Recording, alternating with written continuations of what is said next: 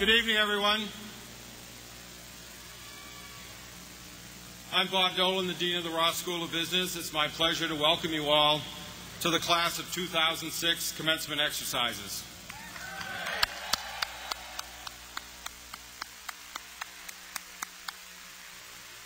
To begin, could I ask you to all please stand and join in the singing of our national anthem?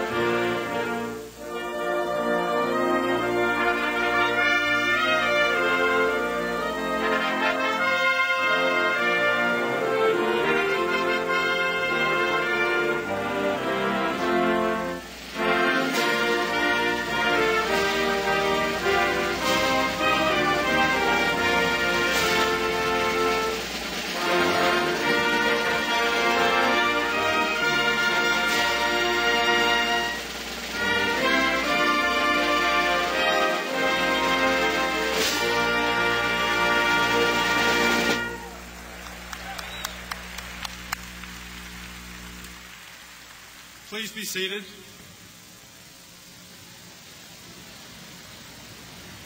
First of all, I'd like to extend an especially warm welcome to the friends and families of our graduates.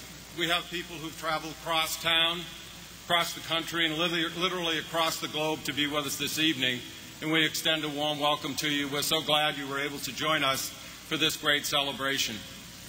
You know, it was about a month or so ago that one of my colleagues came to me and said, gee, have you started to work on your commencement speech yet?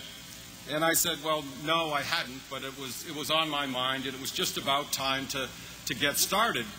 And he said to me, well, you know, you better get going because this is a group of students. The majority of them started with us in September 2004, and if you recall, after they were here a couple weeks, you invited them to a party, and you invoked the Beastie Boys in that invitation.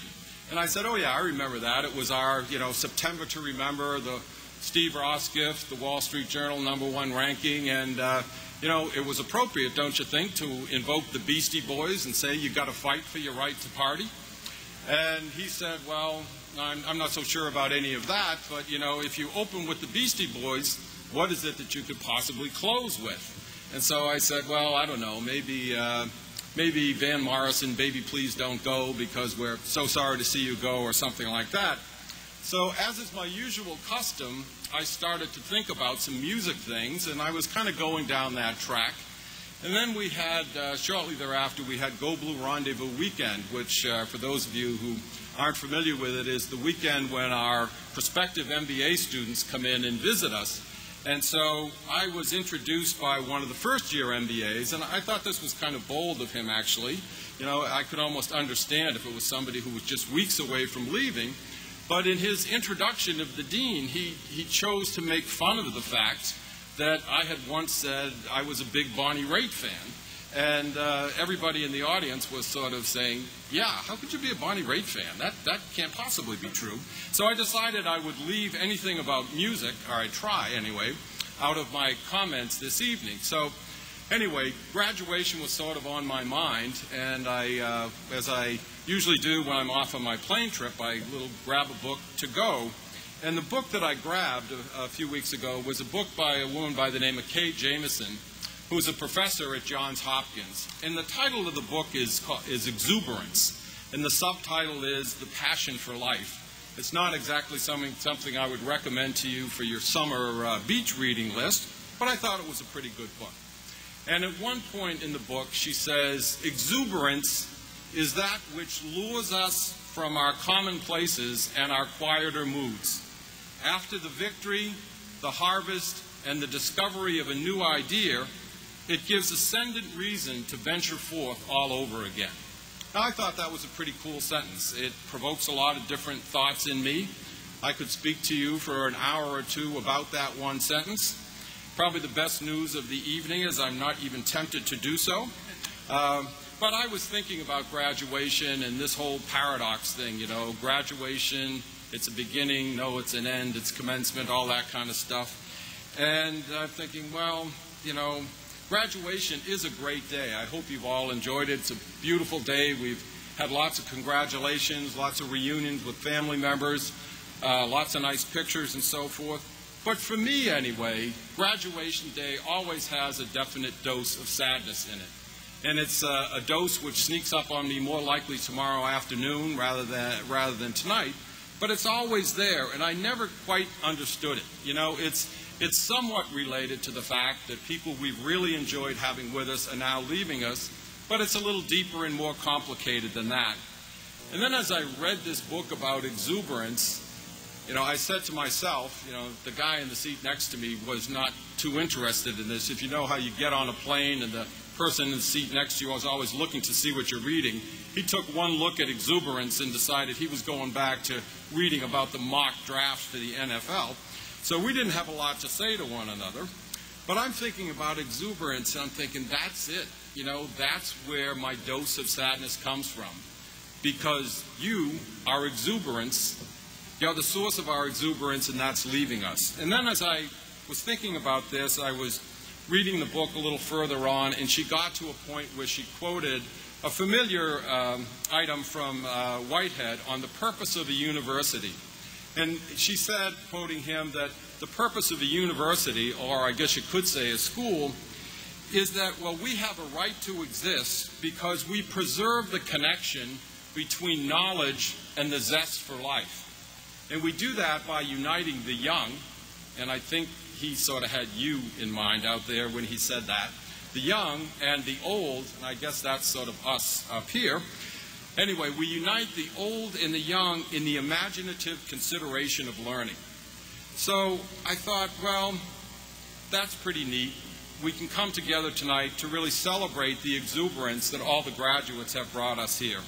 We really are sad to see you go, but it's also great to celebrate the exuberance that you've brought us, the old folks here, to give us the ascendant reason to go forth all over again. So finally, I'd just like to say two quick things. First of all, to the parents of the graduates, you are the first and most enduring teachers of these graduates tonight. We want to thank you for the great work you've done that has made our cherished time with them as their teachers so fulfilling. It's wonderful to have you all here this evening. Second, I want to say to our exuberance folks, our graduates, you know, our first instinct is a Van Morrison one. It is to say to you, baby, please don't go. But we know we must, and so we send you forth with your exuberance.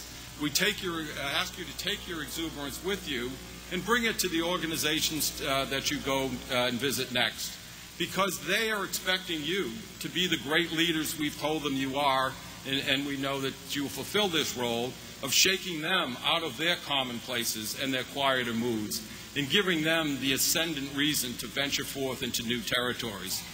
But you also have to promise to come back. Someday, you might be looking for somebody to apply the adjective young to you.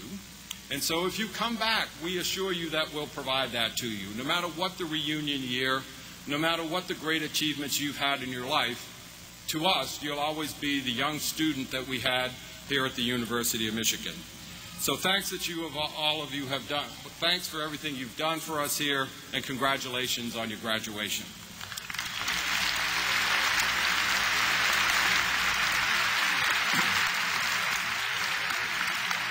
We do a number of things this evening. The order of exercises is on pages 4 to 5 of your program, so we'll hear from a few speakers first, and then we'll confer degrees. We'll give 4 different kinds of degrees tonight to many different kinds of people. We'll first start out with several of our PhD students, and then we'll confer MBA degrees on students from 4 different programs. Our day MBA students, we have over 400 of them here tonight from 39 different countries, and they've been a fabulous community for us here at the school. Then we have the evening MBA students who really have juggled the demands of work and family and our program. Then our third MBA group are our global MBA students who've studied in Tokyo, Beijing, Seoul, and Ann Arbor. And our final MBA group is the fourth class of graduates of our executive MBA program. Then we'll grant the master's in accounting degrees, and finally we'll present our BBA degrees to our fantastic group of young scholars over there who've been with us for the last couple of years. So there's lots to do, lots to celebrate. We understand that there may be a few dinner celebrations in homes and restaurants and a barn and maybe even a bus for all we know.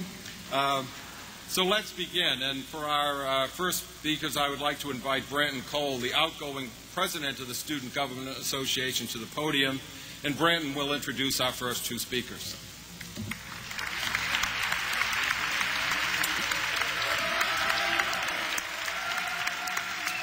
Thanks, Dean Dolan. Congratulations, class of '06. You guys are sort of a big deal. It's a great pleasure to be here today with you all to kick off the next stage of our lives and careers. Over the past 2 years, we've witnessed some tremendous change, had some tremendous highs, and even started this place with a different name. Lots been going on. Collectively, we've shaped the school to be a lot greater than it was when we first began. We've helped build better programs, better events, clubs, and most importantly, we've created the best business school environment available at any program anywhere in the world. To reflect upon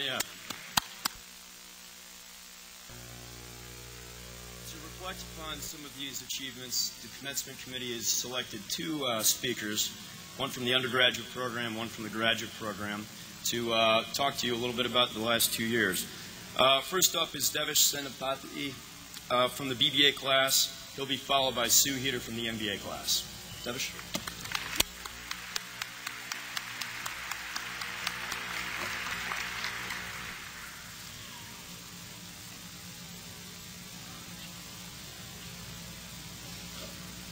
A Hindu, a Jew, and a Christian walk into a library. No, that isn't the start of a bad joke.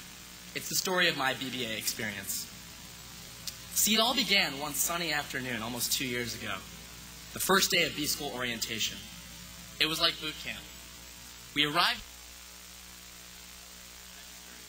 were issued massive folders containing all the B-School rules and regulations, and the curve. Remember when you realized what the B really stood for? Finally, we were assigned a very specifically colored t-shirt that indicated which section we'd be in. Section, platoon, same difference. It took all of 5 minutes at that portico reception for people to start feeling each other out. So what do you think you want to do this summer? Kids were asking each other. Summer? That was a year away. But then I overheard this kid, as animated as he was tall, making fun of all these gunners.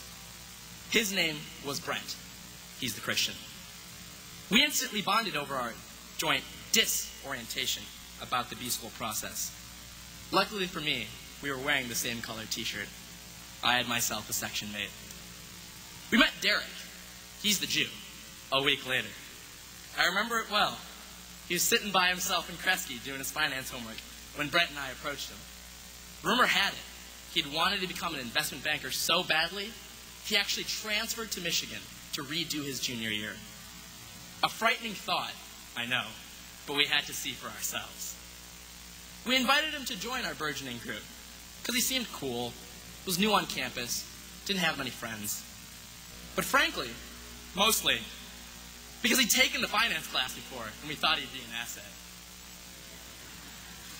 He fit in immediately. And with that, an alliance was born. We were inseparable.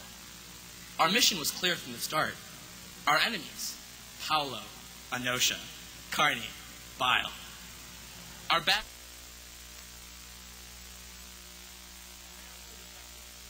to endure endless group meetings, survive cases and exams, stalk recruiters, get decent jobs and internships, and if possible, try to keep sane through it all.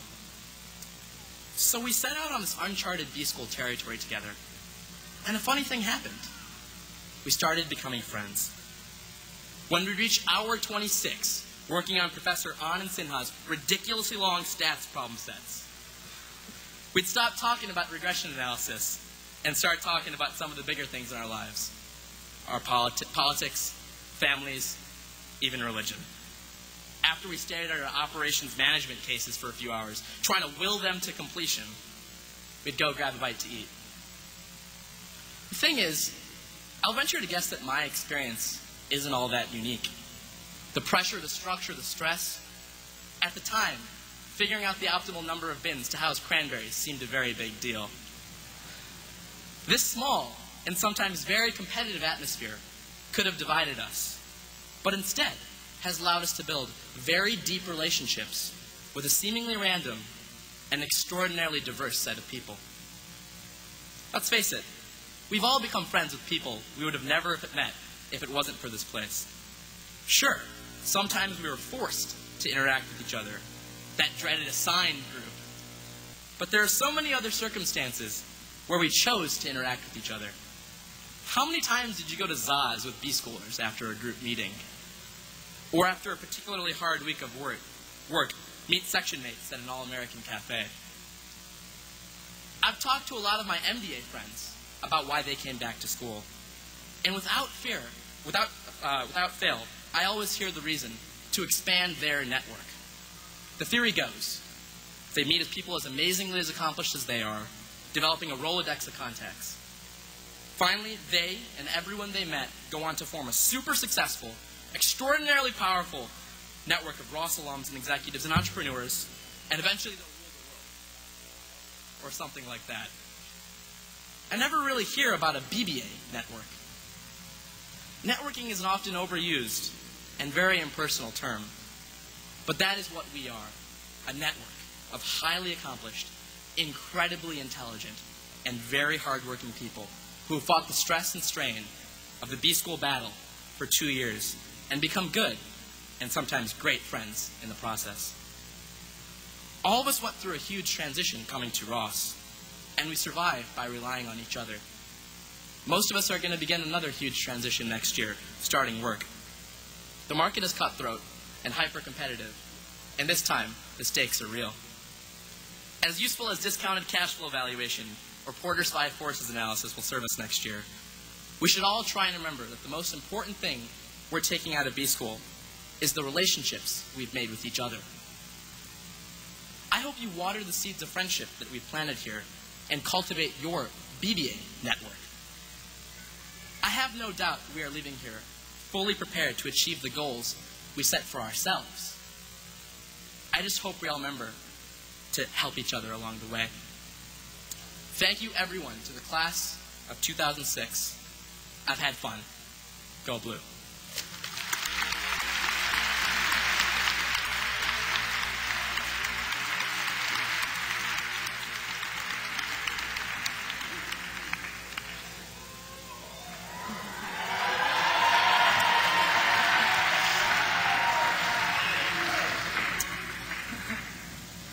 I like that it's cold in Michigan 7 out of 8 months every school year.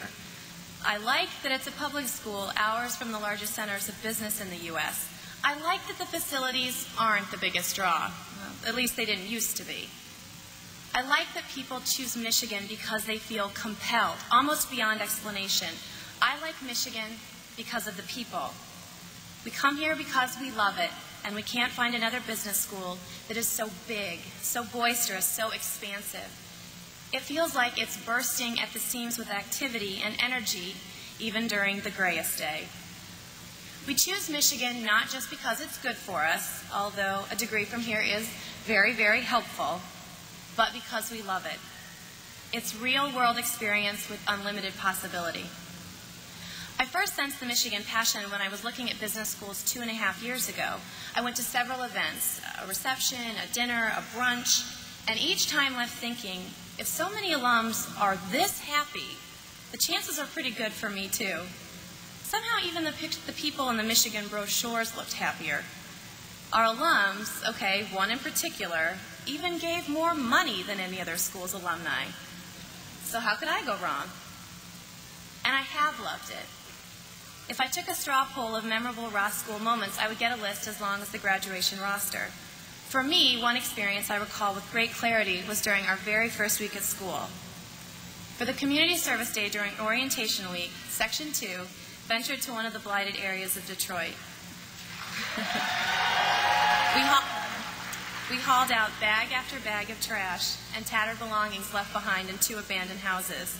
We ended the day scratched, sweaty, and dirty as friends and teammates. There were no complaints and no strangers that day. A day spent hard at work reminded us of our great fortune to be here at Ross and our obligation to share our talents with others. Michigan stresses teamwork. That day we saw it extended beyond just our classmates to the importance of using the skills learned here to influence our world outside of our clean and safe business school. Many students here make enormous sacrifices to have the Ross School experience. This translates into devotion to the program and a dedication to enjoying all that is offered. I chose to be here 6 hours the wrong direction from my future husband. Other classmates chose to be on the other side of the globe from their loved ones. Entire families made a 2-year sacrifice to be in Ann Arbor. Evening students struggled to meet personal and professional demands while taking classes. There was a collective understanding of the benefits we would gain from the Ross School and the limited time we would share together. The hallmark of Ross is co-creation, within all of the choices available to find your own goals and the path to reach them. But at Ross, this is not a solo journey. We heard a remarkable variety of experts who came to Ann Arbor to share their wisdom. We were blessed with the gifts of collaboration and diversity from our classmates and our professors. I discovered that collaboration was alive here and offers to tutor classmates, to conduct mock interviews, and even to host baby and wedding showers. There were tailgates and happy hours and lots of Michigan sports. Coming from an undergraduate experience that was less spirited, it took me until at least the 3rd football game to realize I was the only one in the stadium not wearing maize or blue. We grew in knowledge and in understanding in many ways. I thank all of you. Now it's up to us to ensure that future generations of Ross School students will be exposed to the same breadth of student and professor perspectives, and that means answering the call, for encouraging prospective students, for helping those in the Ross family find the perfect role after graduation, and yes, for alumni donations. My grandmother likes to tell me what a lucky girl I am, and I used to argue with her, just a little, that my acceptance here was due to a lot of hard work, and it was, along with forces for which I can't possibly take credit. Every person in this room is one lucky kid. We are fortunate in countless ways. We have our basic needs met, supportive families here with us today, an impeccable education, access to supportive alumni, and the rare gift of knowing no limits. We are lucky to be here today. Now it is up to us to leave here with a full head, a full heart, and go forth to do great things. Thank you.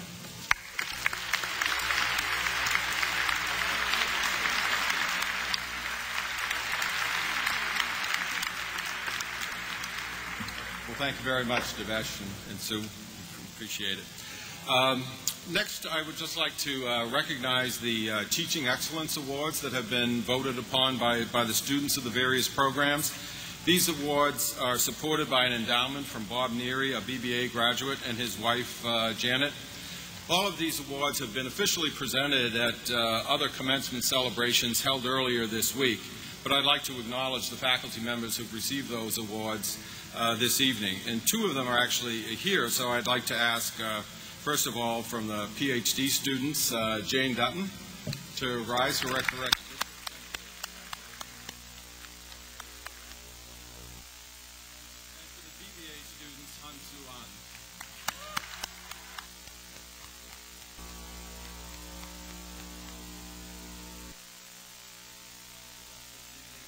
Executive MBA program, MP Narayan. From the MBA students, Gautam Kaul. And from our Masters of Accounting students, Jim DeSemplar. Congratulations to everyone. I now have the pleasure of introducing our commencement speaker for the evening, and his bio is in the program. But, first of all, being president and CEO of the National Geographic Society Must be a pretty cool job, don't you think? I mean, you must get to go to some good places. And I suppose if you were sitting in your office and decided, gee, I'd like to have some nice photography on my wall, it probably wouldn't be very hard to make that happen. And you would, in this job, get to manage one of the icons of our age, National Geographic magazine, been around since 1888 and pretty well known. So I think those aspects of the job would make it pretty cool, but I also think it's a pretty hard job. If you think about the transitions that this organization, this society has gone through, first of all, you think about just what's different about geography these days and knowledge of geography. And John himself, when I was reading an interview that he gave a while ago, said, well, geography used to be about filling in the white spaces on a map and sort of naming some things, and that was about it. And now we're not filling in the names. What we're doing is really looking at what's going on at different places in the world, thinking about the global implications of that, and then trying to derive some management policies that would help us manage this planet. And then secondly, there's a nice thing about managing an icon, but there's also a difficult thing about managing an icon, and that's when you start to mess around with it, some people aren't happy.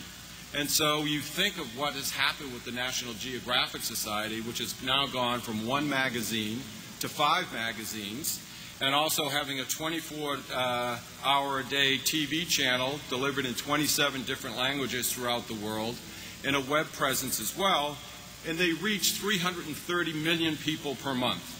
So this sounds like a cool job, but it also sounds like a job for an insightful change agent from Michigan, and that's exactly what John Fahey, MBA 1975, has been. We are delighted to have him tonight as our class of 2006 commencement speaker. John?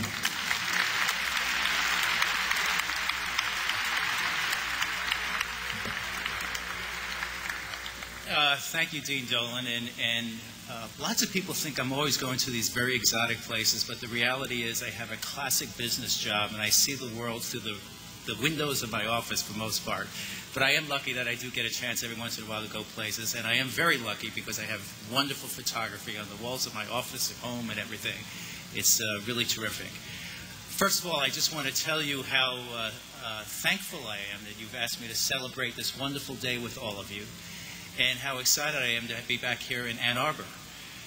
The Dean, I think, admonished you before that you ought to come back and visit, and I must admit that I'm one of those students that has not been back very often, and I do regret it. And today, having a chance to walk around the campus and really getting a sense of this place and the change that's happened in the time that I've been here has just been fantastic for me. And I have so many great memories, and of course your memories are going to start tomorrow as it relates to here in Ann Arbor. I also have memories of being in this arena and coming here for Monday night basketball games every once in a while. And when I was a student, there was an All-American basketball player, and Michigan was a fantastic team. We won most of those games. And in fact, the year after I left, Michigan was in the national championship. I won't tell you what happened, and you can imagine if I would tell you, you would know what would have happened. But it was really, really wonderful. And since that time, the basketball team in Michigan has had its ups and downs, as you know, but the business school has gone straight up. And I must tell you that I really need to thank you for the success that you've all had and you've accomplished here at Michigan, because I have been able to get a lot of mileage out of your success in the last 30 years. Of course, I've learned a lot of things in those 30 years, and it's my job today as the commencement speaker to pass some of that wisdom on to the rest of you. So let me impart 4 things that I've learned since I was sitting here in your place. Number 1, stop running. And when I say stop running, I'm not talking about smelling the roses. I mean stop running. Don't wait until you need your 4th knee arthroscopy to stop. I really wish someone had given me this advice 20 years ago. Number 2, get out of the sun. I really wish I didn't have to count my dermatologist among my best friends. Number 3, and I actually got this one from Dave Barry. The one thing that unites all human beings, regardless of age, gender, religion, economic status, or ethnic background, is that deep down inside, we all believe we are above average drivers. And finally, the difference between genius and stupidity is that genius has its limits. Now, one thing I've really learned since I was here in 1975 is that you, in effect, have a chance in life to receive many degrees over the course of that life. You don't always get a diploma. You don't always wear a robe. The degrees come from your life experiences. Since taking the job as head of National Geographic, I've been fortunate enough to be surrounded by many people with advanced degrees about the world and all that's in it. Most of the time, I'm engaged in the business side of the work at the Geographic. Yes, I've been able to put my MBA to good use. My work is stimulating, it's challenging, and it's satisfying. We're in many ways a mini media conglomerate. We've got magazine and book publishing, cable TV, we make films. Thank goodness for March of the Penguins. We made a bunch of money last year. And best of all, we have no shareholders. I spend a lot of time these days trying to turn the digital media revolution, that I'm sure you've read a great deal about, and yes, it is a revolution. It's accelerated change in media more than anything that I've seen in a long time. So I'm trying to take that and turn it into an opportunity for the Geographic and not into our demise, which is possible. But what really has made my job rewarding is the caring people I meet and their tales about this wonderful world that we all occupy. Let me tell you a story about an extraordinary individual. His name is Michael Fahey. He's an explorer and a conservationist who walked 1,200 miles with 12 pygmies and 1 Bantu across equatorial Africa through one of the last uninhabited stretches of jungle wilderness left on the earth. It took a year. It was a year of swamps, impenetrable thicket, of heat, a year of flies, feet swollen with worms, incredibly ugly, and legs full of infections. Not quite what I'd call a walk in the park. Mike undertook this torturous adventure to document one of the world's last pristine places and examine the encroachment of man and its impact. To Mike, it was well worth it. Because of the attention he brought to this part of the world, 11% of the landmass of the country of Gabon is now national park. When the article about the first leg of his journey appeared in our magazine, I remember there was this aerial shot of a logging camp in the midst of this lush, dense jungle. The scar would make almost anyone sick. The rapid deforestation exacerbates the warming of our planet, of course. And then you turn the page, and there was a photo of Fahey's pygmy companions walking through that same logging camp. The caption quotes Fahey saying, this is a quote, "The pygmies loved the logging town life, the hustle, the bustle, the jobs, the loud music, the roads, the machines. Their fondest hope was that their own forest would someday be blessed with such a town." And this is the vexing dilemma that I want you all to think about. How do we, when I say we, I really mean all of you who are sitting here and graduating, manage this conflict between the aspirations shared by all humans and the planet's ability to serve and sustain those dreams?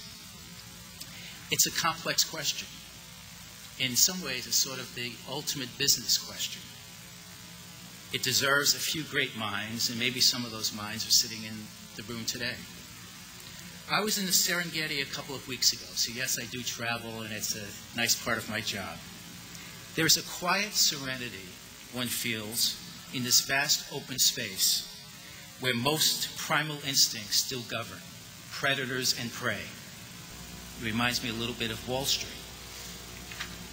We, you and I, and most well-intentioned people would like to keep this rich, natural paradise of wildlife just as it is. But if you ask the local burgeoning population what they think, this park represents a challenge to their livelihood, raising cattle. The land set aside for this remarkable place is the best in the region for grazing and for agriculture. Why save it for the animals when I need it for my family? The implications of this conflict are real. As an example, the lion population in Africa has declined from somewhere between 100 and 200,000 15 years ago to between 20 and 30,000 today. And it's largely the result of protective cattle ranchers doing what they feel they need to do. There are so many other competing challenges facing this wonderfully resilient but still delicately balanced planet of ours. The most obvious illustration of the cost of these conflicts is the much reported accelerating pace of global warming. And of course, as you all know, these challenges are likely to intensify. The poor of India and China, and for that matter, the rest of the world, have dreams of owning their own cars and having access to electricity that all of us take for granted. Perhaps technological breakthroughs, some developed by the Chinese and the Indians themselves, and maybe even by our engineers here in Detroit, may provide energy solutions that create lower levels of greenhouse gases. That said, it's difficult for me to see a scenario where these advances keep pace with the growing population of energy consumers. Now, you're all business school students from one of the best business schools, or the best business school in the country. And you're probably thinking, oh, the market will take care of all of this. Supply and demand, pricing of oil, alternative energy sources will become more interesting to investors, and things will get straightened out.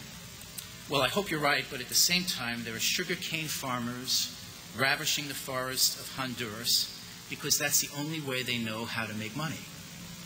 Similar things are happening in too many places.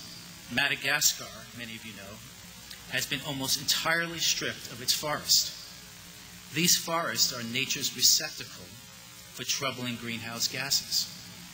So before I get too far down this path, I wanted to share with you the experiences of another amazing individual, Mike Collins, who's on the board of National Geographic. Mike lives a very full, though modest life. When I spoke to him once, he was so proud of the fact that he and some of his friends were training to bike across the country at 70 years old. I asked him why, and he said, imagine the places I'll see, the people I'll meet, and the stories I'll have to tell. Well, Mike didn't really need more stories.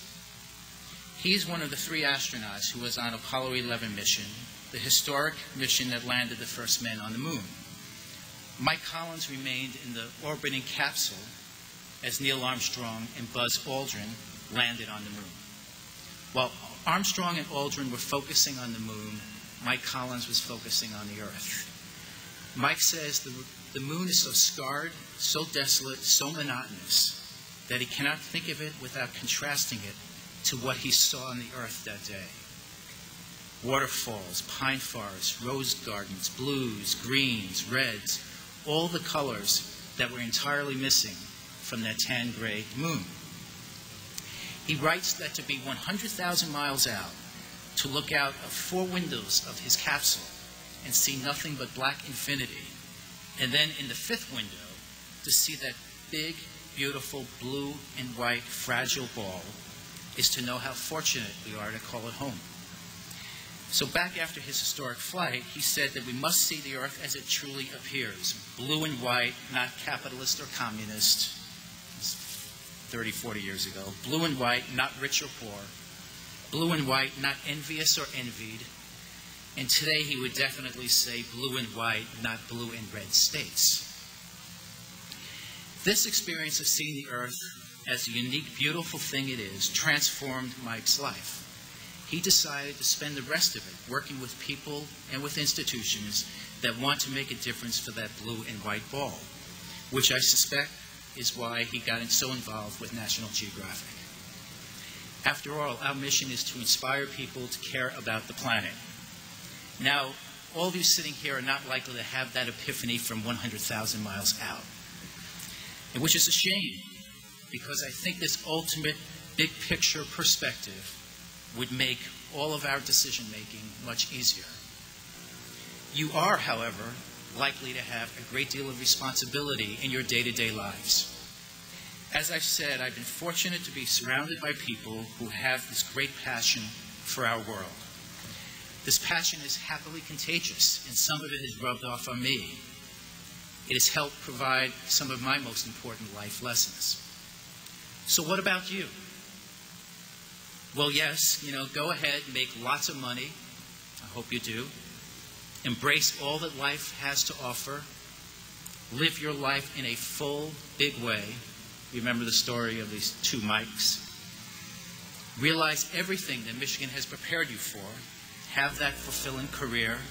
But most importantly, use your rich gift of your exquisite education and the responsibility you'll have wisely for all generations to come. A fellow named James Gustav Speck, who's the dean of the Yale School of Forestry and Environmental Studies, wrote a letter to the New York Times editors about 2 months ago. He said, "The world we have known is history. A mere 1 degree Fahrenheit global average warming is raising sea levels, strengthening hurricanes, disrupting ecosystems," and his list goes on and on and on. And then he says, "This is the biggest thing to happen here on Earth in thousands of years." Now, I'm beginning to think he may be right about that, but I also think he's a little too pessimistic. Our future is not inalterably on some tragic course. You have the opportunity to shape it. But please, don't wait till the waters of Greenland are lapping at your doorstep. It starts with individual and organizational decisions made by people one choice at a time.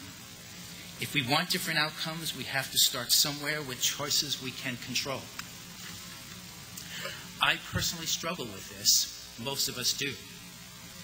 I want that new, more powerful car when I know there are better, more efficient choices. I struggle to make the right decisions when faced with options such as, should we use more recycled paper for National Geographic magazine when it costs 20% more than the wonderful paper that we use? So I'm trying to get better at weighing the true implications of my decisions and actions. You can, of course, start now. Keep the idealism that I'm sure you still have. Follow the instincts of your heart. Think beyond the short term, and that's very important. And live your life as an example of caring about the place you're leaving for your children and their children.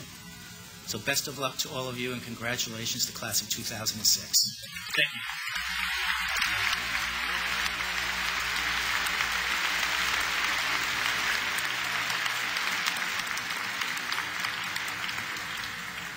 Thank you, John, very much. It's great to have you back with us, and we hope you'll come back soon. I would now like to invite Brant and Cole back to the podium to introduce 2 student leaders who've been selected to receive the Frank S. Moran Leadership Awards. These awards were established in 1999 by Jay Alex in honor of his mentor. We make one award to a master's degree student and one to a bachelor's degree student. Brant?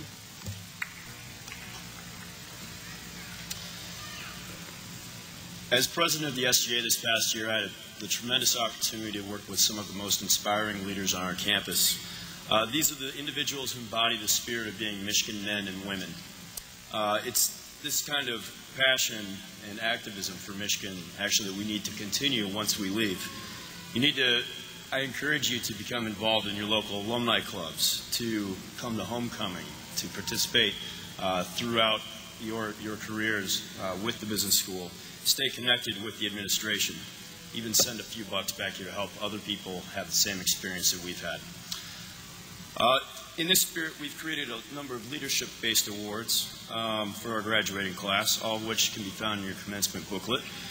Today, we'd like to recognize our 2 outstanding recipients of our leadership award. First, representing the BBA class is Matt Clark, and representing the MBA class is Brock Williams. Matt?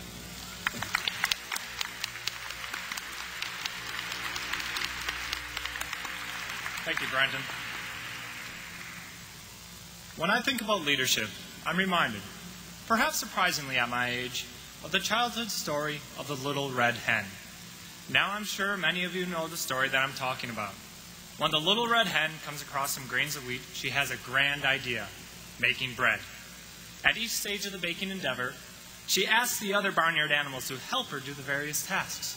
But she always receives the response, "Not I." Undaunted, she perseveres alone. In the end, when the golden brown loaf is ready and the animals show up to eat, the little red hen refuses to share. What can this story tell us about leadership? It might not seem like it, but that little red hen was a leader in the making, with a strong foundation to build on.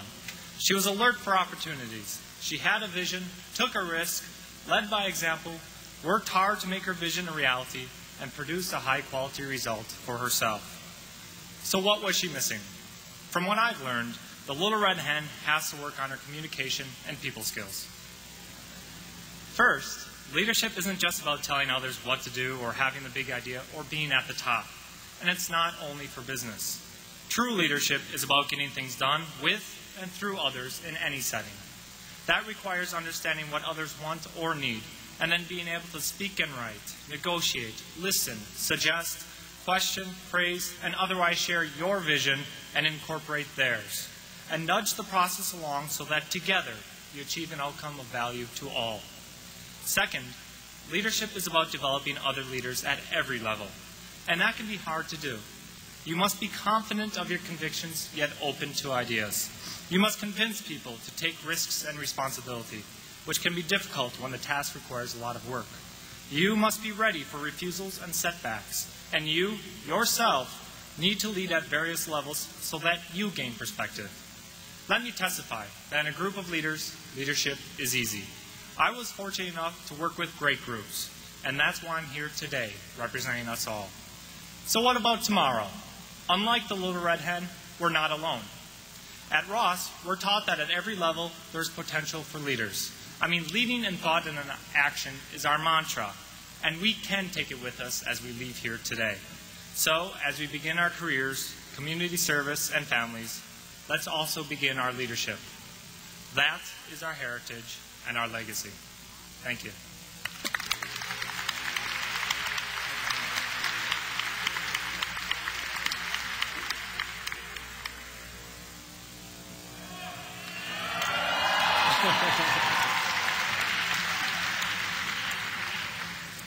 Good evening. My name is Brock Williams. I would like to begin by thanking all of my classmates who nominated me and voted for me to receive this prestigious honor. Never had I imagined I would receive this award. I say this because I came to Michigan with very little collegiate leadership experience on my resume. I remember applying to Michigan and listing my student club and activity affiliations from undergrad on my admissions application.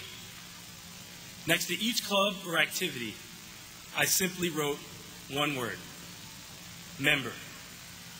Not president, not treasurer, not even secretary.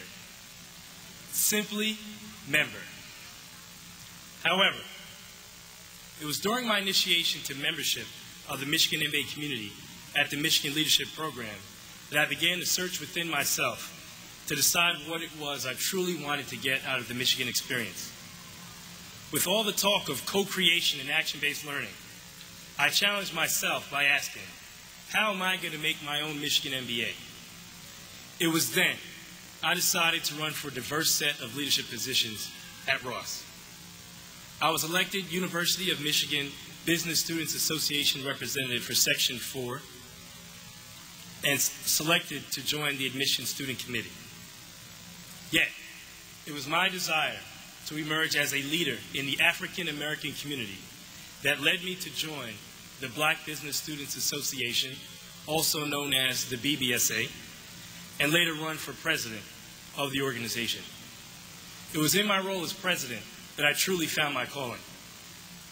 Here, I served in a leadership capacity as mentor, spokesman, politician, change agent, coach, and motivator, yet was still a dues-paying and voting member. Perhaps my greatest achievement was leading a team of exceptionally dedicated BBSA members on a 5-month journey to rename the annual BBSA conference 30 years running in honor of Ross School of Business champion for diversity, Professor Emeritus Dr. Alfred L. Edwards.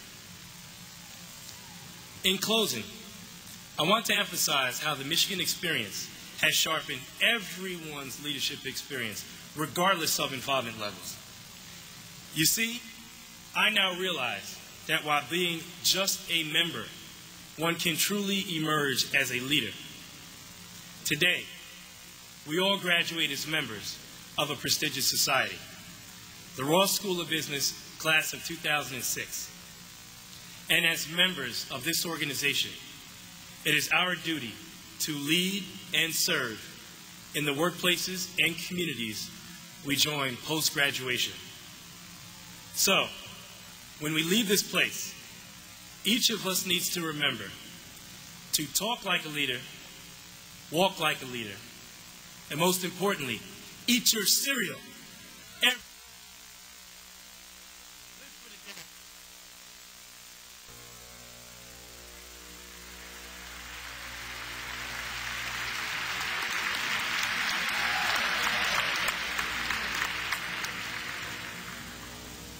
Thanks, Matt. Thank you, Brock. Okay, we're now to the point where we will recognize our graduates, and we'll start with recognizing our PhD candidates. I believe we have 3 this evening. And I'm delighted to welcome Regent Andrew Richner, who's joined us this evening. Regent Richner is a graduate of our own school. And I'd also like to ask Associate Dean for Faculty Development and Research, Itzhak Duenas, to join us in greeting the PhD candidates.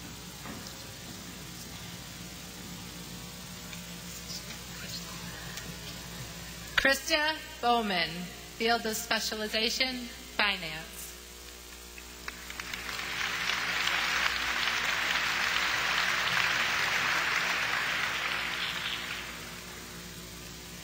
Haijung Cho, Field of Specialization, Marketing.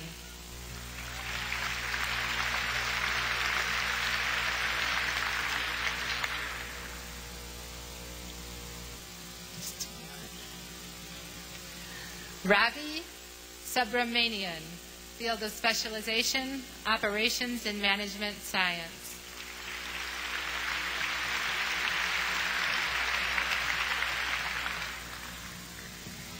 Okay, so now we're on to the part of the program we will confer our degrees. Regent Richner, I have the honor on behalf of the Stephen M. Ross School of Business at the University of Michigan to present the candidates for Master of Business Administration, Master of Accounting, and Bachelors of Business Administration to you, and recommend them for the degrees named. On behalf of the Board of Regents of the University of Michigan, I am pleased to recognize these candidates. These degrees will be conferred upon the recommendation of the faculty of the Stephen M. Ross School of Business at the University of Michigan.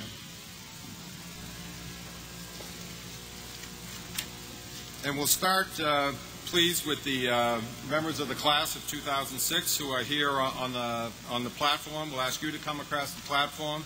And I'd like to ask Associate Dean for Degree Programs, Jean Anderson, to join us in greeting the graduates.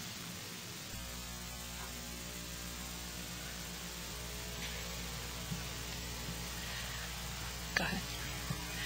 Branton Cole.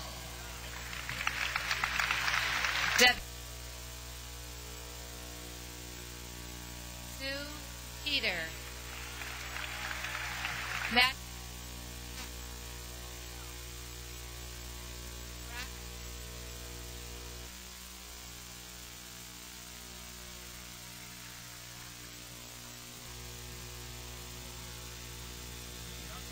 Assist the candidates to the platform, beginning with the Masters of Business Administration candidates.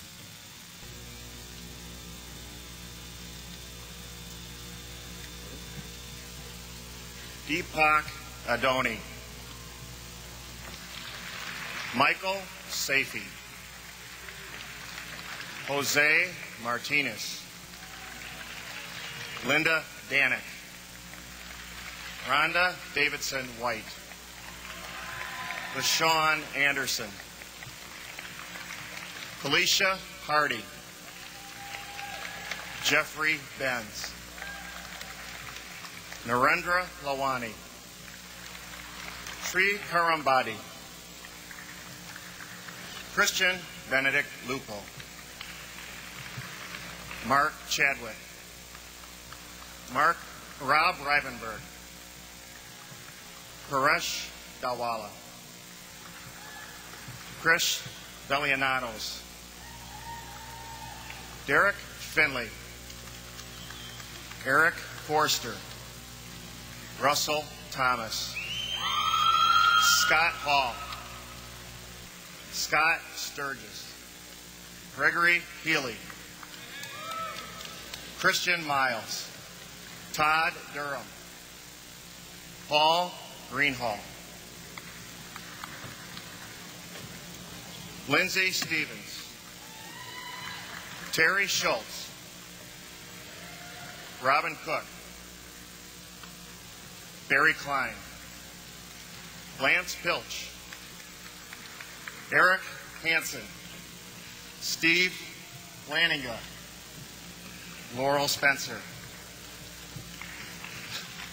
Mark Sullivan, Matt Brynelson, Chris Hensley, Ranga Trumala, Paul Hamelian, Felix Hahn, Tanuj Bonzel, Brenda Foxworth, Jeffrey Castillo, Steve Veer, Mark Eriks, Jite Moon, Yusuk Jung, Silver Star Choi, Youngjin Park, Youngjit Kim,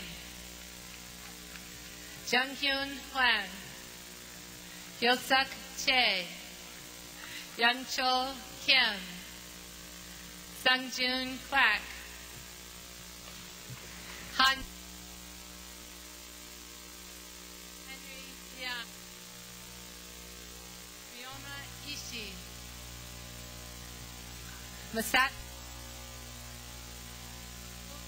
Ukaya, Kazu Sato, Hikaru Teramoto, Mitsuyo Yamamoto, Yuji Ozawa, Rentaro Hiromatsu Sohi, Daisuke Fukutani, Zhao Liang, Tetsuhiro Nakano, Mitsuhiro Matsuda, Takahiro Kimura, Hideki Ninomiya, Hiroyuki Nakagawa, Yoshitsugu Kirei, Tomoyuki Nirata, Kensuke Suzuki,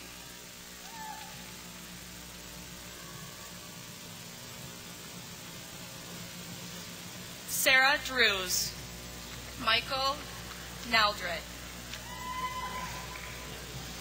Scott Young, Mitch Gabor, Sridhar Loke, Ganesh Paneer, Sriram Gopalan, Sunkat Amberkar, Ram Krishnan, Vineet Kumar, Mark Diletto, Todd Shimshak, Andrew Ritter, Koji Yamagata, Lorenzo Romeri, Bart LeCount, Douglas Ganadki, Mahesh Vishwanathan, Timothy Wilson, Ping Tao Tony Chan, Allison Combs, Gregory Haynes, Saad Malik, Anita Dawn Randall, Shelley Branthwaite, Talitha Stewart, Rick Lucas, Eric Faber, Lingyu Zhu, Didam Sheholo, Pyle Badani, Untal Putel, Nagendra Prasad, Anthony Rez, Robi Dugirala, Deepak Gopinath, Shelja Bhatia, Jeffrey Newland, Julie Ingram,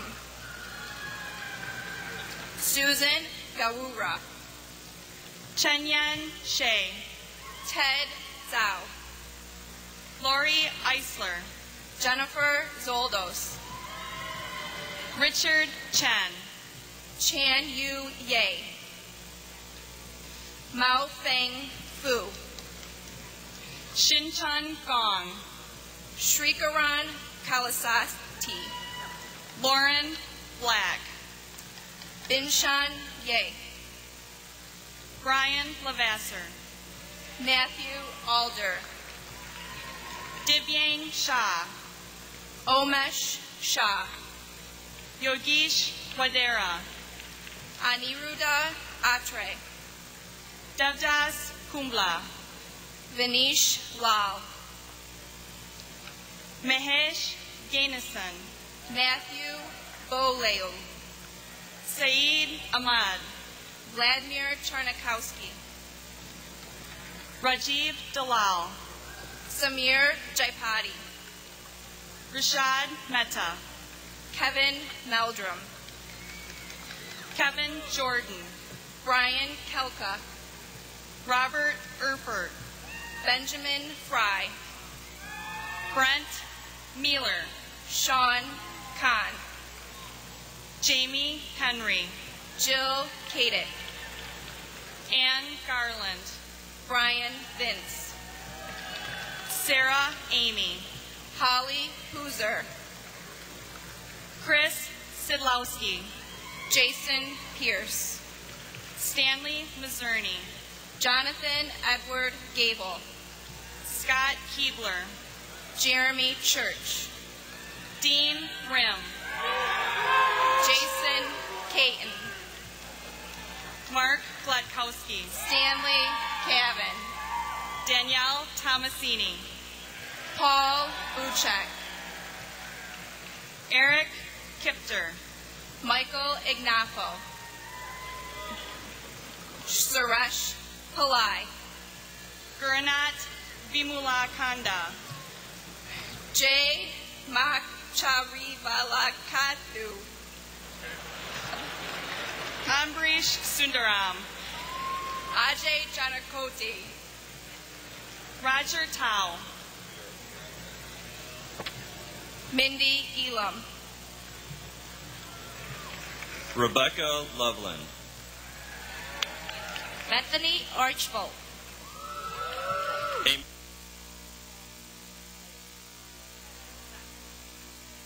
Christopher Martiniak, Alex Cedro, and Wendy Nicole Ross, Damari Drumbright, Julian Watts, Jen Hua Hua, Brent Urban, Gregory Smeltzer, Sean McMullen, Julius Peter, Raj Shakar, Sonor Kal, Anupam Kanuja, Nicholas Pandey, Shantanu Verma, Ting Ting Liu, Christy Wu, Sarah Hui Chen, Jean Park, Tara Asavameta, Terrence C. Forsyth, Ethan H. Wong, Ed Chow, Carlos Reynoso, Joseph Im, Sung Bo Shim, Alex Kang, Raymond Khan, Ang Ho Song, Jimon Kim, Albert Lin, Li Shen Huang, Felipe de la Fuente, Alex Fry, Zia Engine, Franz Karat, Carla Halagian, David Polikar, Alexandra Enfeld, John Bristol, Errol Tan, Jana Hallaby, Claire Yoon, Aaron Schultz, Christopher Jad, Aaron Chapman. David Cho. Lynette Klemenov. Danish Irfan. Paul Mann. Shinya Chikamagama. Jeff Haddon. Julia Fang. Jiafeng Wang.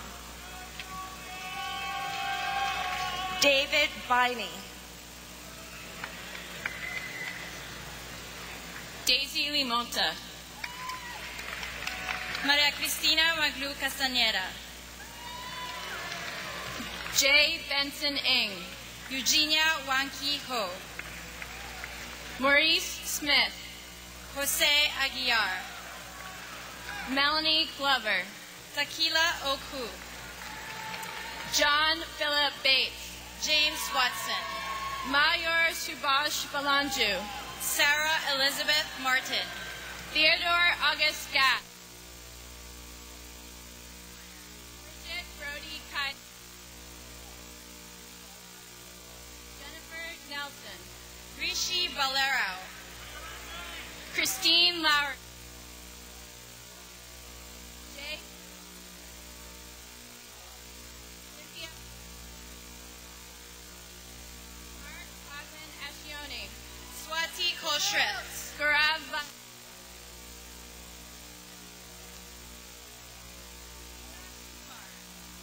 Nathan Arbitman. Rahul Pandi. Jeremy Shenoff. Dmitry Kikachesvili. Katrina Ling Zhang. Heidi Seitz. Yuchi Koh. Jiangping Xiao. Tetsuya Hirano. Luis Gutarra. Ore AJ Speck.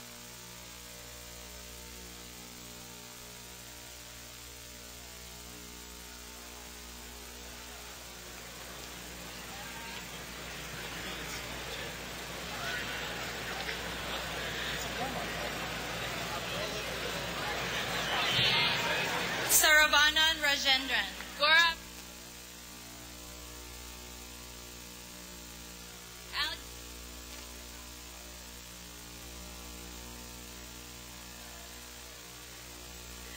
Katie William Levine. Austin Robbins.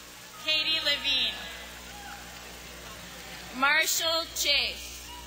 Dylan Rush.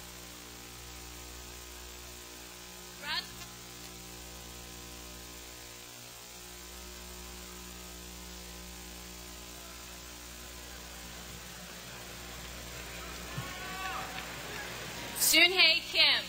Taegun Sung. Paolo Umasaki. Samasundaram Ramasubramaniam. Takashi Ida. Jason Yoon. Jafar San. Shobit Rana. Nikhil Khanna. Akshay Kapoor. Polly Caitlin Rutgers. Zarina Lopez Valerio. Angela Shu. Abby Silverman. Amir Aslani. David Portner. Michael Dalbe. Matthew Skinzer. David Sams. Joseph Mancini. Court Severson. Matthew Gregory. Dana Andrews. Ji Wook Han. Brandon Peters. Warren Shea. Matthew Comstock. Craig Bornson. Chris Watkins. I. Lin. Yoon Kyung Kim. Swapnil Deshpande. Daniel Songbum Hong. Nikhil Aingar. Kiran Singh. Joshua Botkin. Jennifer Bowles. Joan Seshka. Brooke Story. Carrie Walworth. Carrie Gilbert. Susanna Dumdere. Diana Gerhardt. Christina Turney. Lara Les.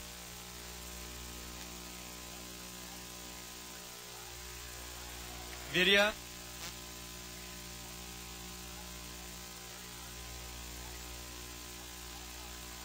Janelle Tolles. Ivan Risch. Carlos Manuel Perez. Martin Cole. And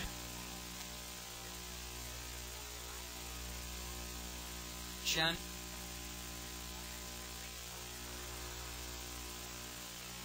Juan Ga.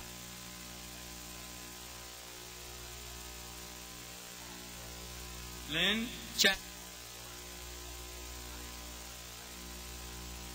Sochin Kim. Martín Llanos. Elitza Angualoa. Marlon Zurdi.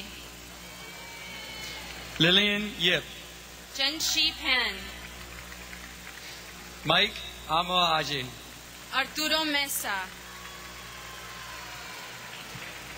Ron Ulrich. Navneet Raja. Amit Jain. Graciela Cruz.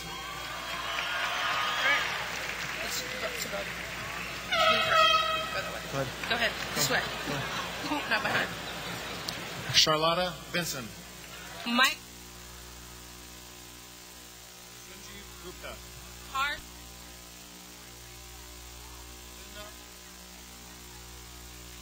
For UT. Ale- Dave Minas Bidor. Min Fan. Sarah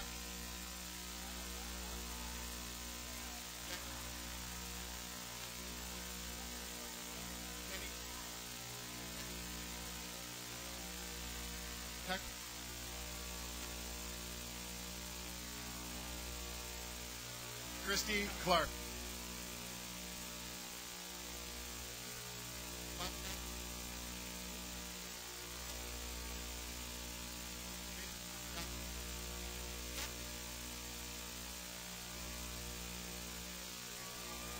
Jake Braley. Keep walking. Dan. Andrew Gilroy. Jason Jaru Su. Julia Wing. Jamie Lynn McLaughlin. Alfredo Star.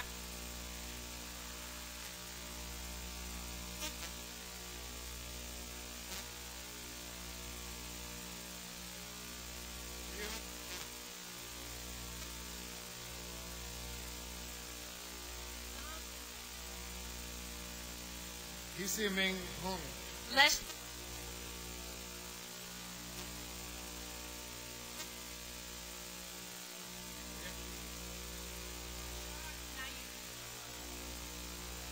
Danny Manish Bansal. Ajay. Blanca Maria Garcia. Lily Frank. Sarah Aronson. Keiko. Julianne Han.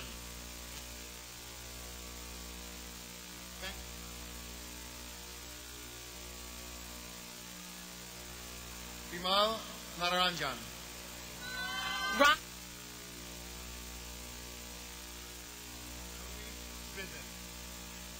Gideon Moses. Aaron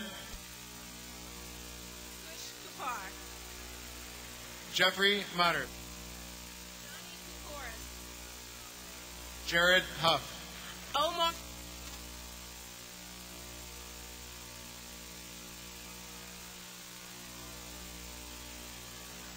Shanika Watlington. Catherine Shaughnessy. Kristen Kulik. Ken LaRose. David Worster. Chad Hansen. Raul Oliva. Mira Rao. Tara Rutan. Maria Soledad Lencioni. Masahiko Natano. Sarah Winkeller. Katerina Meskel. Karen Bernhardt. Jennifer Huffman. Laura Gaffney. Michael Terrence Gaffney. Hwang Kyung Kim. Rajesh Atal. Parijat Gandhi. Ijin Zhao. Yoshitaki Shimazu. CK Cancel. Kartik Hariharan. Marcelo Miranda. Rocio Diaz. Rolando Ricardes. Aaron Harris. Richard Bull. Sarah Nosenchuk. Laura Flanagan. Matthew Fisher. Ashish Damdare. Matthew McRitchie. Callista Fredrickson. Robert Bryan. Dora Young. Amy Zwaz. Sophie Cho. Jay An. Queenling Ni. Payal Kaul. Kevin Lee. Raluca Alejandro. Hijing Cho. Jamo Stoner. Erica Roberson. Anthony Ross. Bianca Howe. Ashanti Leah Hosier. David Louie. Hildson Lopez. Eddie Kong. Mr. Tom Young. Seho Kim. George Pusta. Madavi Reddy. Vamsi Bodla. Sanjay Singh. Abhishek Dubey. Rajan Kukreja. Jagadish Raman. Eric Hebert. Michael Martin. Donald F. Nyman II. Roman Merzen. Jason Godley.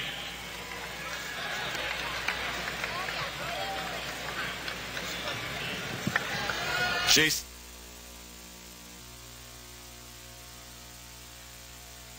Eduardo Zawadsky. Andrew Brickmanis. Noel Gooden. Nikhil Matthew. Roman Rubchenko. Ash. Ted Omlid. Ripley Martin. Scott Kuna. Paul Peterson. Ragav Ball. Margot Sinclair. Amanda Estrin. Michael DiCristino. Caroline Hill. Nyokabi Kiarie. Adarsh Das. Suman Mishra. Ashish Pavlokar. Aaron Reynolds. Shomala Sarkar. Janelle Samples. Peter Ricky. Youngsuk Park. Sunhai Chung. Nick.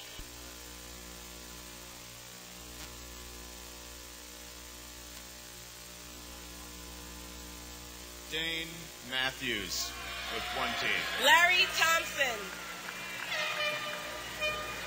Nathan Schultz. Marshall Lai.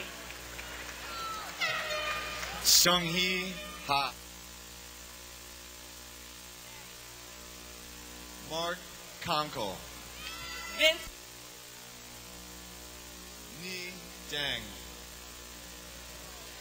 Dipali Dasmapatra. Christine Roy. Dennis Sue. Ariel Kaufman.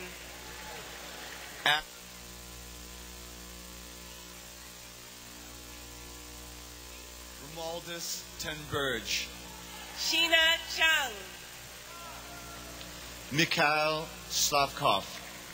Katie Sue. Nadapong Triwisowick. Takashi Sone. Yvonne Gazan. Haeyoung Lee. Renat Chukchukov. Richard Freitas. Shintaro Kurita. Joseph Pinsky. Pratap Wig. Paul Barron. Sheila D. Collins.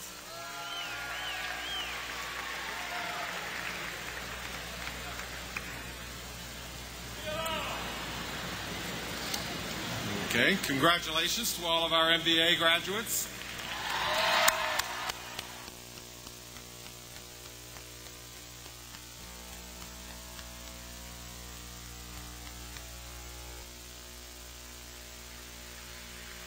Would the ushers please assist the candidates to the Master of Accounting degree to the platform?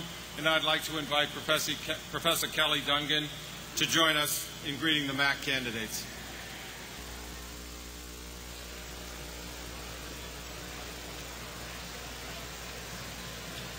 Adam Powell.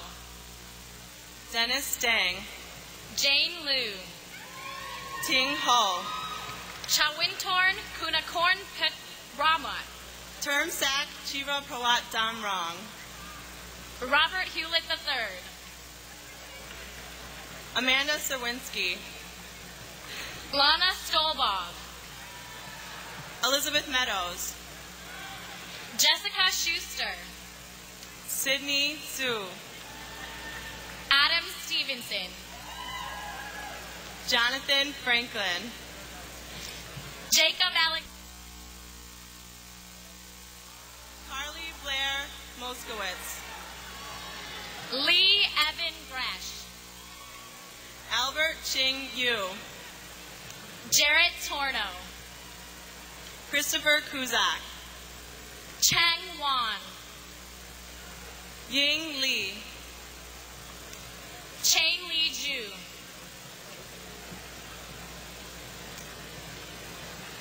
Yingfei Zhao. Min Sun Kim. Terrence O'Connell. Walter D. Moore III. Edward Freewald. Chris. Andrew Smith. Jeffrey Michael Shatner. James Kempa. AJ Moti. Jordan Tritt. Jason. Matt Batten.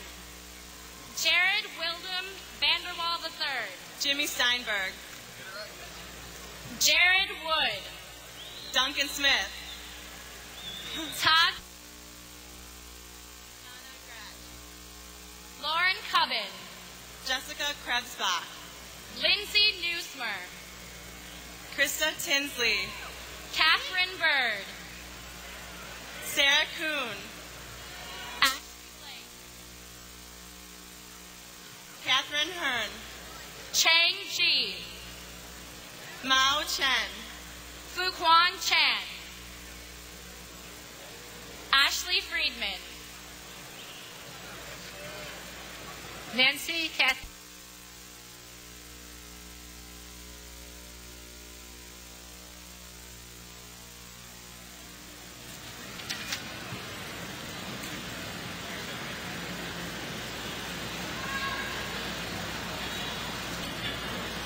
Well, congratulations to all of our Masters of Accounting degree recipients.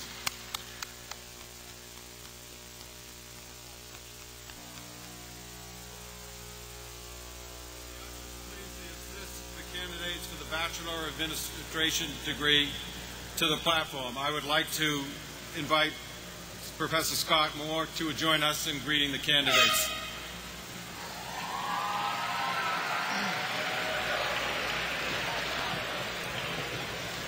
Brian Robert Niedzwicki. James Michael Waldeck. Christopher Bank. Stephanie Rose. Brian Atz. Hamid Malik. Brooke Turnus. Jack. Greg. Haley. Stephanie. Teresa.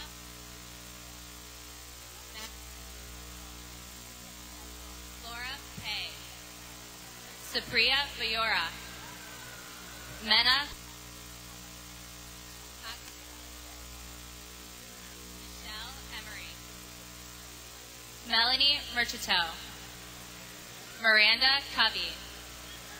Sunny Liu. Emily Gallagher. Cindy Chan. Esther Ling. Brian Hartman. Michael Joss. Jason Shep. Brian Murphy. Patrick Murford. Nick Owens. Aaron Marion. Jason Kesner. Edward Moransky. Brian Schulman. John Curry. Andrew West. Alexandra.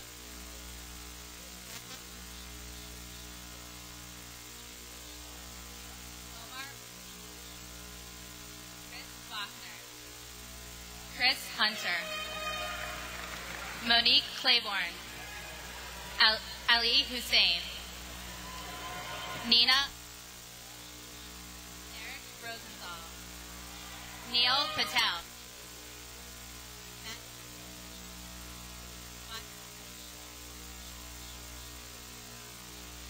Jeffrey George.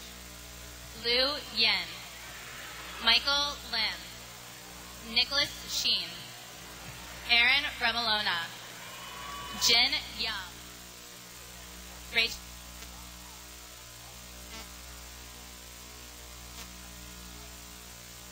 Jeffrey Yang. Shendi Wang. Natalie Lau.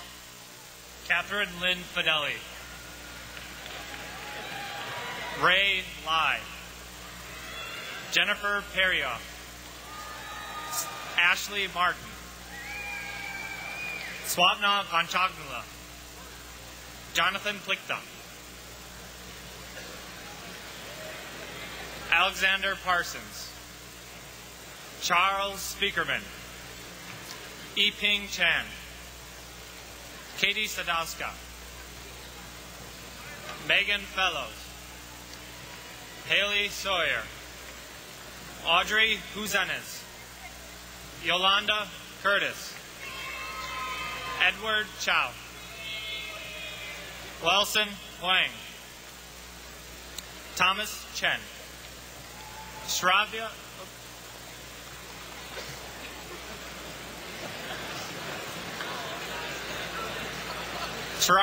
Kadambi. Suchi Sethi. Daniel Gaynor. Jason Naber. David Saylor. Craig Silverstein. David Weston.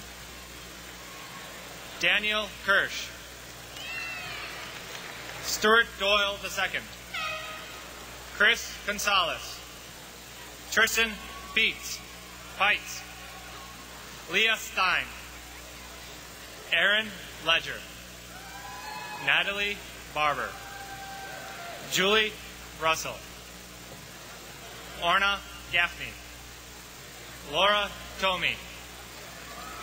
Shayna Yagoda. Michael Wright. Neil Bargava. Kevin Bouchon. Eddie Alec.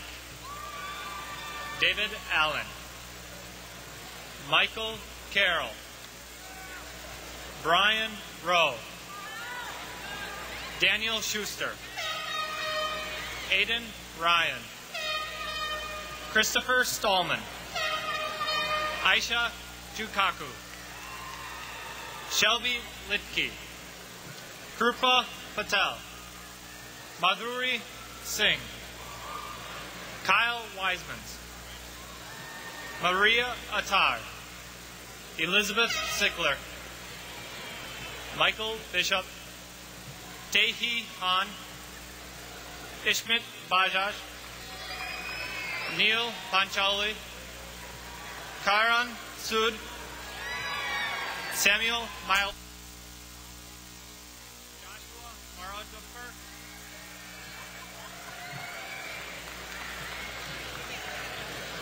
Rebecca.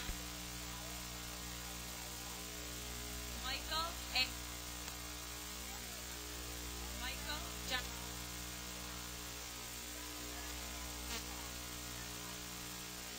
Elisa Sewell.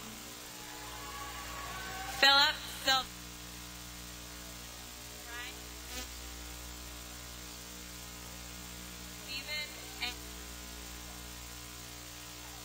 David Santoriello.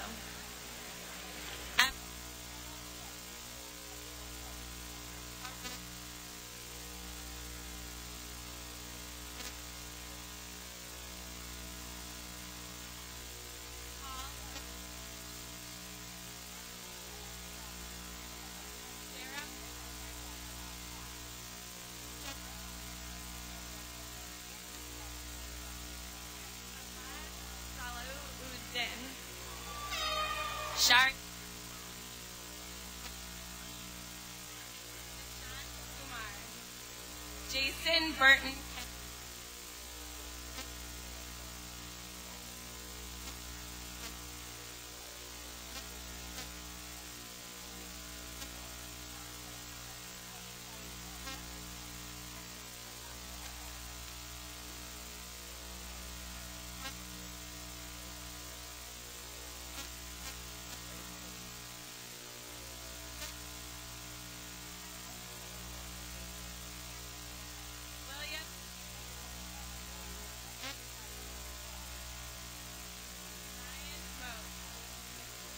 Stephen Lake.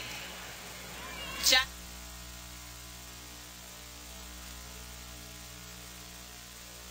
Daniel Page Aronstam. Sean.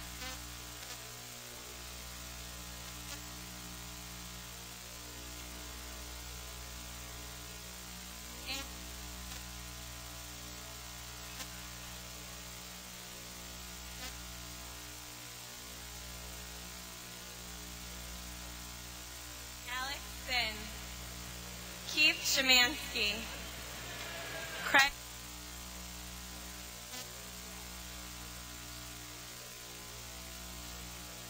Lindsay Young. Pat.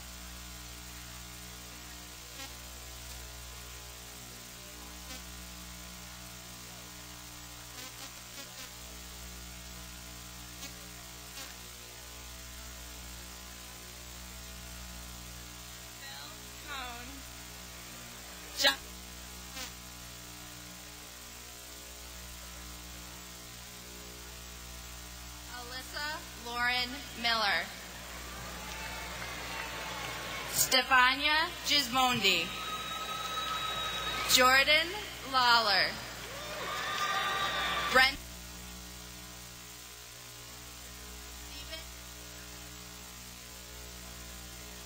David Reese.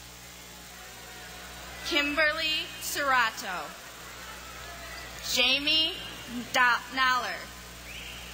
Christina Nenadab. Neil Patel. Omar O'Day. Michael DeMartin. Nellie Carger. Ross Seiden. John. Robert J. Cesaro. William Longsworth. Michael Nish. Daniel Wolf. Eric J. Rosenberg. Jacqueline Beck.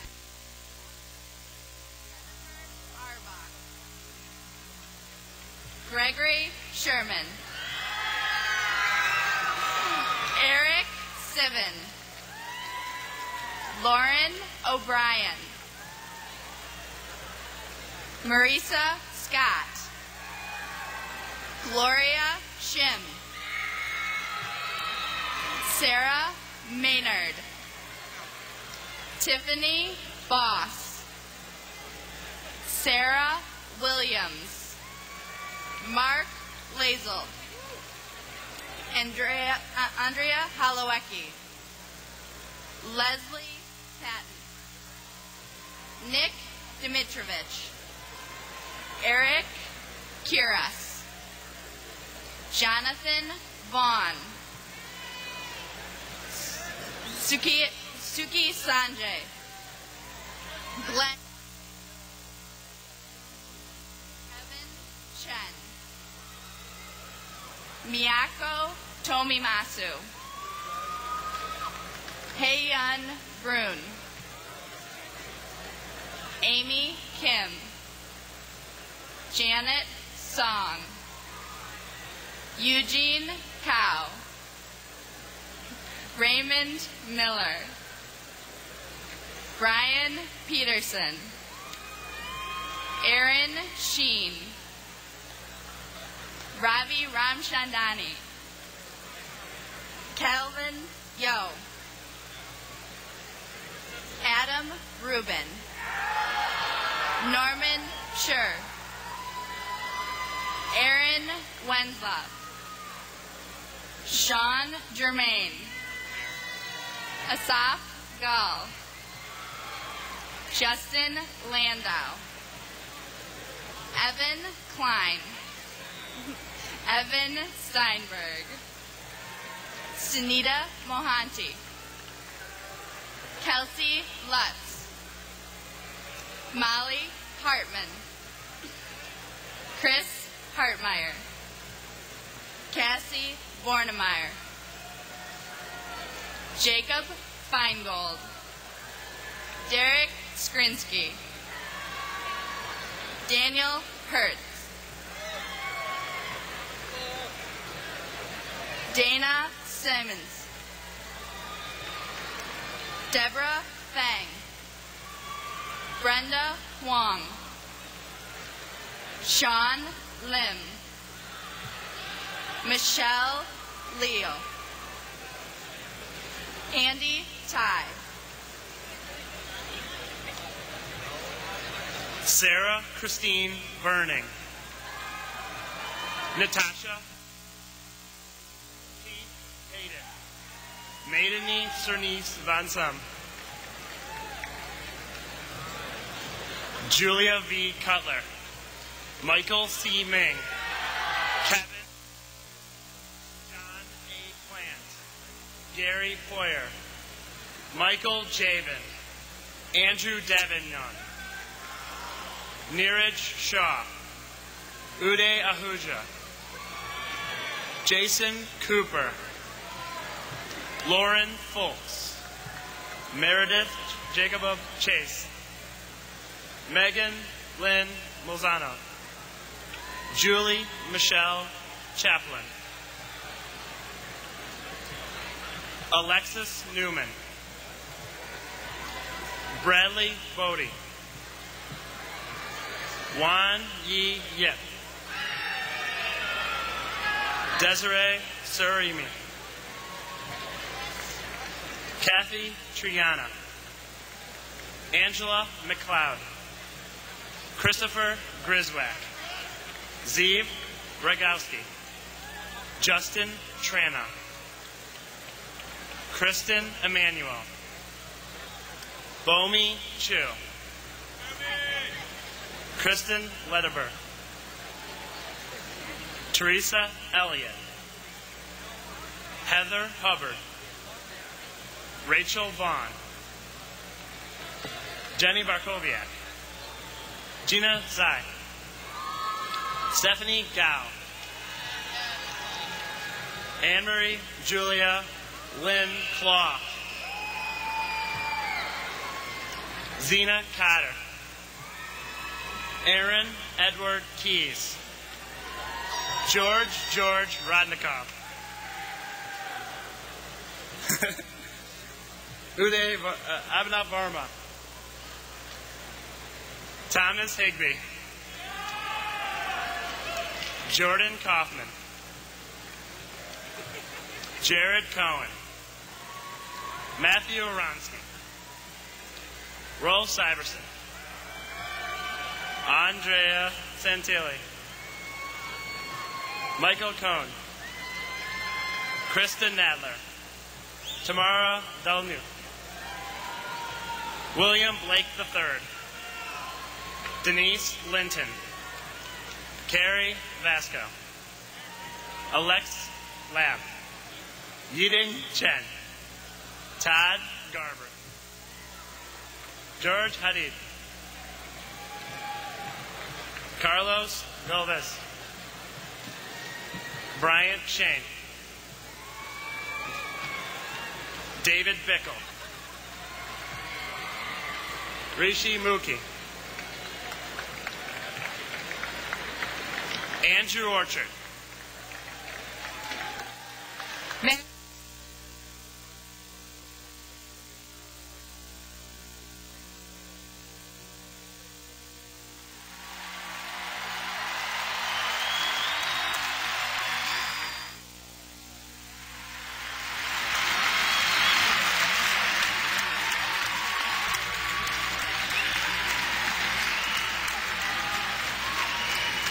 Well, congratulations to all our BBA degree recipients.